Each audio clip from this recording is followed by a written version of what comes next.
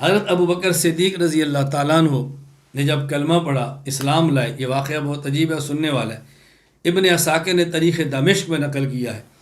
حضرت ابو بکر صدیق رضی اللہ تعالیٰ عنہ تاجر تھے، شام میں گئے، آپ نے خواب دیکھی، وہاں ایک عیسائیوں کے عالم تھے جنہیں راہب کہتے ہیں، بحیرہ راہب، آپ نے ان کو اپنی خواب سنائی، اس نے پوچھنا من این انتا، تو کہاں سے ہے؟ آپ نے فرمایا من مکہ، میں مکہ سے ہوں۔ کہا من ایہا، کس قبیلہ سے ہے؟ کہا من قریش، قبیلہ قریش ہے۔ فعیش انتا، تو کرتا کیا ہے؟ کہا تاجرون، میں تجارت کرتا ہوں۔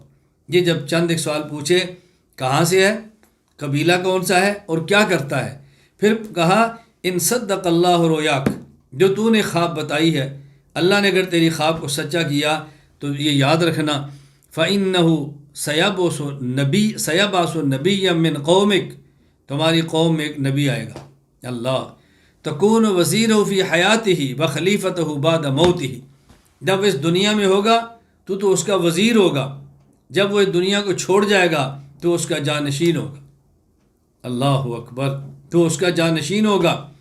فَأَسَرَّ ابو بکر رضی اللہ تعالیٰ عنہ حاضہ حتیٰ بعث النبی صلی اللہ علیہ وسلم، صدیق اکبر نے اس خواب کو کبھی کسی کے سامنے ذکر نہیں کیا، اپنے دل میں تعبیر کو چھپا کے رکھا حتیٰ کہ حضور تشریف لے آئے، دعوی نبوت فرما دیا۔ صدیق اکبر کے یا محمد مد دلیل علی ما تدعی، اے محمد آپ کے دعوی نبوت پہ دلیل کیا ہے؟ فرمایا الرؤیا التی رأیت بالشام، اللہ اکبر، صدیق میرے دعوی نبوت پہ دلیل وہ خواب ہے جو تو نے شام میں دیکھی ہے اور یہاں آ کر مجھ سے سوال کیا ہے۔ فعانقہ، صدیق نے حضور سے معانقہ کیا، وقبل بین عینی، حضور کی آنکھوں کے درمیان بوسہ لیا اور کہا اشہد ان لا الہ الا اللہ واشہد انک رسول اللہ، میں گواہی دیتا ہوں اللہ کے علاوہ کوئی معبود نہیں اور آپ اللہ کے سچے رسول ہیں، کلمہ پڑھ لیا۔ کیا عجیب واقعہ ہے سیدنا صدیق اکبر کا۔ ابن عساکر نے عجیب لفظ استعمال کیا ہے، کہتے ہیں کان اسلام ابو بکر رضی اللہ عنہ شبیہم بوحی من السماء، صدیق اکبر کا اسلام ایسے ہے جیسے وحی آسمانی کے مشابہ ہے، یوں لگتا ہے کہ جیسے وحی کی طرح اسلام۔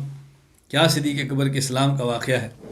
یہاں ایک شبہ اور اس کا جواب ذرا ذہن نشین فرما لے، تو کہ میں نے سارے شبہات کو اڑانا ہے، آپ جانتے ہیں ہماری طبیعت کو۔ آپ کہیں گے ہم نے آج تک یہ سنا کہ صحابہ کرام میں سے ابو بکر صدیق وہ صحابی ہیں جنہوں نے رسول اللہ صلی اللہ علیہ وسلم سے دلیل کا مطالبہ نہیں کیا اور بغیر دلیل اور معجزے کے مطالبہ کے کلمہ پڑھا ہے، اور آج ہم سن رہے ہیں کہ ابو بکر صدیق بھی کلمہ لا رہے لیکن دلیل کے بعد لا رہے، تو کیا وہ بات ٹھیک نہیں تھی یا یہ ٹھیک نہیں تھی؟ میں نے کہا توجہ سے بات سمجھنا، جو کہتے ہیں صدیق اکبر ایمان لائے بغیر دلیل کا مطالبہ کیے، بغیر معجزہ دیکھے، وہ بھی ٹھیک کہتے ہیں۔ اور ابن عساکر کی روایت کے مطابق میں جو کہتا ہوں کہ آپ کلمہ پڑھا، آپ نے کلمہ پڑھا، ایمان لائے، دلیل نبوت کو دیکھ کر، مانگ کر، پوچھ کر، یہ بھی ٹھیک ہے۔ فرق کیا ہے؟ ایک ہوتا ہے کسی سے دلیل مانگنا ضد، اناد، ٹکر کی وجہ سے، ایک ہوتا ہے دلیل مانگنا عقیدت اور محبت کی وجہ سے۔ میں مثال دیتا ہوں، بات سمجھیں۔ آپ ایک جلسے میں آتے ہیں اور ایک بچہ وہاں قرآن پڑھتا ہے، آپ اس کو قرآن بہت پسند آتا ہے، آپ پوچھتے ہیں بیٹا آپ نے قرآن کس استاد سے پڑھا ہے؟ دیکھیں سوال ہے نا۔ اور ایک شخص آپ کے آتا ہے، قرآن آپ سنتے ہیں، لہجہ بھی ٹھیک نہیں، تلفظ بھی ٹھیک نہیں، غلط پڑھتا ہے، آپ اس سے پوچھتے ہیں بیٹا آپ نے قرآن کس استاد سے پڑھا ہے؟ اب دیکھو سوال تو ایک ہی ہے نا، لیکن پہلے سوال کا مقصد عقیدت، محبت، تعلق ہے، ماشاءاللہ کس استاد سے پڑھا ہے، یہ خوبی ہے۔ اور دوسرے سے سوال وہ داد نہیں ہے، وہ عقیدت نہیں ہے، وہ الجھن ہے، ٹینشن ہے، تکلیف ہے کہ تو نے کس بندے سے قرآن پڑھا ہے، کیسے قرآن پڑھتا ہے۔ اب دیکھو سوال تو ایک ہی ہے نا، طرز بدل گئی، توجہ رکھنا۔